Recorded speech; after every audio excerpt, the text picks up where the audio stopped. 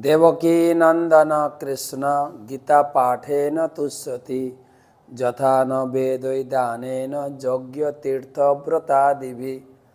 गीता पाठे भगवान कृष्ण अत्यंत सन्तुष्ट हन। तो भगवान सन्तुष्टि विधान जन्य आज के पढ़ब त्रयोचत्वारिंशतितम श्लोक 43।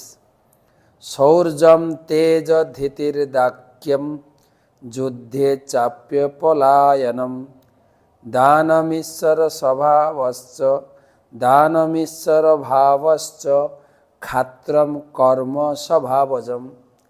शौर्यम तेज धीतिर्दाक्ष युद्धे चाप्य पलायनम दानमीश्वर भावश्च क्षात्रम कर्म स्वभावजम।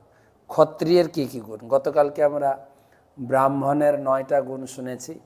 आज के क्षत्रिय शौर्य शौर्य माने पराक्रम कोनो किछु तो भय नहीं किन्तु शौर्य तेज शौर्य तेज परिपूरक शौर्य तेज तारपरे धृति धृति माने হচ্ছে धैर्य खूब धैर्य और दाक्षक माने दक्षता और युद्धे अपलायनम যুদ্ধ থেকে পালিয়ে যাবে না যুদ্ধ থেকে লেলিহান হবে। আরে যেরকম ধনী লোকের কাছে ধন লোভের মতো ক্ষত্রিয়ের কাছে যুদ্ধটা লোভের মতো।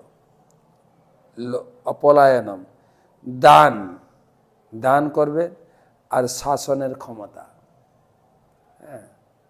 যেটা কন্ট্রোল করতে পারে। কতগুলো 6টা মনে হয়। शौर्य तेज धृति दक्षता युद्धे अपलायनम दान और शासन क्षमता दान और शासन क्षमता 1 2 3 4 5 6 7 7टा कार्य। शौर्य तेज धीति अत्यंत धैर्यपरायण হবে। আমরা দেখি পঞ্চপাণ্ডবদের যে ধৈর্য দক্ষতা मेन दक्षता হচ্ছে ভগবানকে নিজের দলে রেখে দেওয়া। দুর্যোধন আর অর্জুন দুজনেই গিয়েছিলেন ভগবানের কাছে কুরুক্ষেত্রের মাঠে যুদ্ধে সহায়তা করার জন্য।